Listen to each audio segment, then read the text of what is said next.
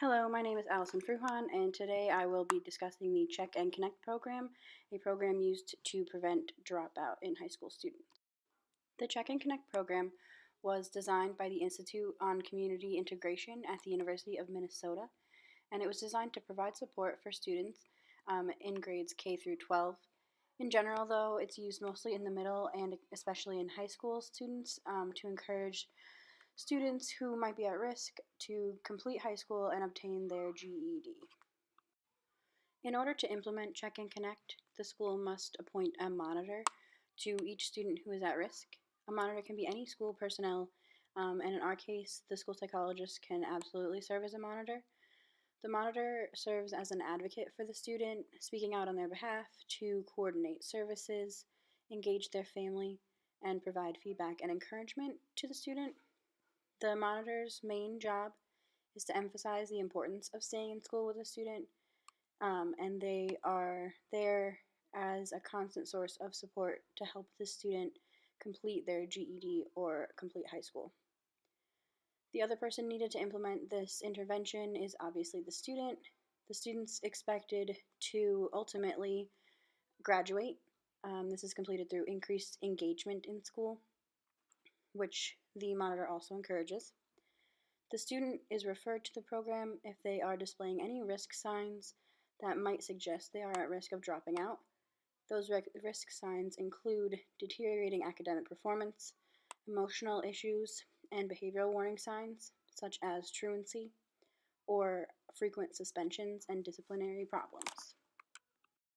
Now that we know who's involved, we're going to talk a little bit about implementing this intervention, the first step of which is the check step. So the intervention begins when the student is assigned to a monitor.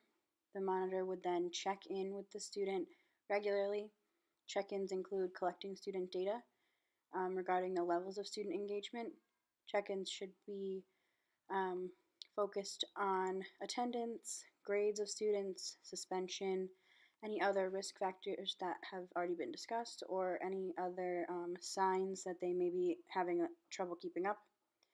These meetings should take place weekly, bi-weekly, or as needed. And during the meetings, the monitor and the student should discuss the academic progress of the student and the goals of the student and any services that might be necessary to help the student reach those goals. The second step is the connect step, in which the student data collected during the checking process is used. So that's the second portion where the monitor would help the student find any services that might help them better engage within the school. So that might include family counseling or individual counseling, maybe getting the student a tutor to help them perform a little bit more, a little bit more academically. Any services that the student might need to make sure that they're not going to suffer from dropping out. As I've already stated, the goal overall of Check and Connect is to ensure that those students at risk of dropping out, as well as their family and teachers, realize the value of education, and the value of education should really be emphasized during the check-in meetings with the student and with the family and teachers as often as possible. Keeping in mind that the main goal of Check and Connect is to keep students in their seats, keep them in the classroom until they are able to graduate or earn their GED, we are going to refer to some research from Sinclair et al., which is kind of like the big name behind Check and Connect research. So in 1998, Sinclair et al. Found that Check and Connect was successful in keeping students in school, so they used 7th and 8th and 9th grade students instead of high school students. But they did find that compared to a control group of students who did not participate in the Check and Connect intervention, that those students who did were more likely to remain in school at the end of that school year. In 2005, Sinclair et al. Did a follow-up study to that in the same school district and found that students who participated in the Check and Connect intervention were more likely to stay in school, less likely to have dropped out by the end of their 4th year or their senior year of high school than those who did not participate. Interestingly, there is no research stating that Check and Connect is able to keep students in school with enough progress to finish in 4 years. So while they won't drop out, there is no research stating that it will definitely help them finish their high school career in 4 years. The same study by Sinclair et al., done in 1998, as was discussed in the section on keeping students in school, also found that Check and Connect was successful in increasing academic progress of students. So in this study, they examined how many credits each student earned and found that those students in the control group earned less credits than those students who participated in Check and Connect at the end of the first year of school. So that is to say, the students who participated in the Check and Connect intervention were more likely to successfully complete more credits than those of their peers who did not participate in the intervention. In regards to increasing student engagement is really important in keeping kids involved in school. So the more a student is willing to come to school and participate with their peers, the more likely they are to finish school and get their 4-year degree.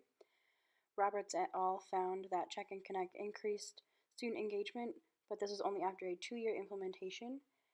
So there is no existing data that I could find on implementation for shorter periods of time and increasing student engagement. The Check and Connect program has two main underlying principles or components. So as we talked about earlier, checking is the first component where the student checks in with the monitor. Students have to meet with their monitor on a pretty regular basis to assess their performance and make sure that they're making progress, academically, behavioral, and emotionally. Monitors have to view student data regarding participation, attendance, behavior referrals, any kind of familial issues, so that they can effectively assist the student in the next step, which would be connecting.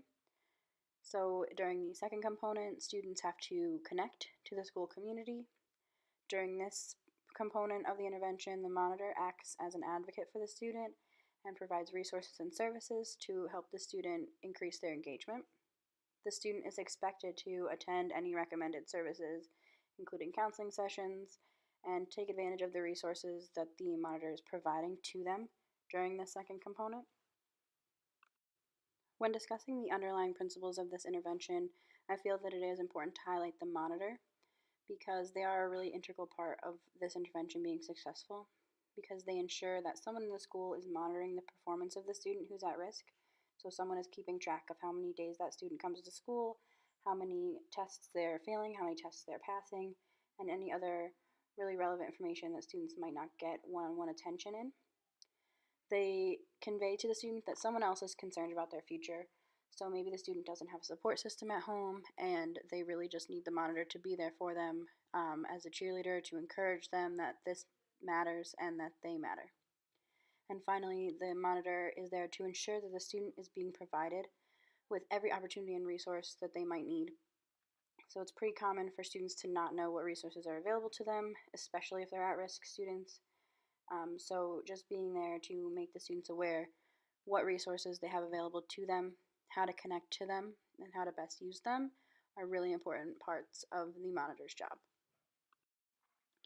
So considering an average school and an average school day, are these principles that we just discussed realistic? So as far as the complexity of the underlying principles and components of the Check and Connect program, they might be too time consuming, especially collecting student data, evaluating student data, and finding those resources for the student. That can all be very time consuming. It involves a lot of outside research and data gathering on the part of the monitor. And then the regular meetings are also pretty time consuming. The student has to be pulled out of class for those meetings. They can take anywhere from 15 minutes if the student is progressing really well to an hour if the student is really struggling. They should happen weekly or bi-weekly or even as needed. So that can really eat up a lot of time from the student's class schedule as well as the monitor's daily schedule. In regards to the motivation aspect, the monitor needs to be really motivated to participate in this intervention because it is complex and it does require a lot of outside work.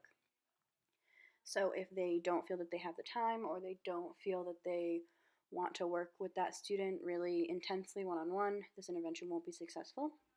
And in the same token, if the student doesn't really see the value of education or isn't motivated to take advantage of the opportunities and resources that the monitor is providing, the intervention obviously won't be successful for that student, and the likelihood that they will drop out remains the same despite the intervention being in place. Some important things to keep in mind when considering the Check and Connect intervention is the research gap. So as you can see from the research slides, Sinclair et al. Is pretty overly cited, and there aren't really any other widely accepted research articles on the efficacy of this intervention. And there was no research, no reputable recent research within the last 10 years.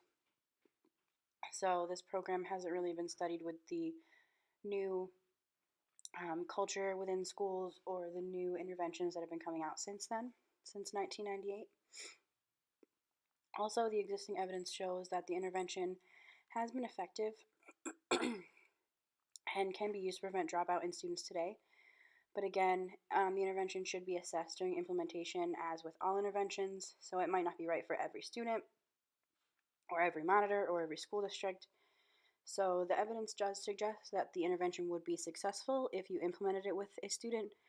However, we should go on a student by student basis when recommending and implementing any intervention. Thank you for listening.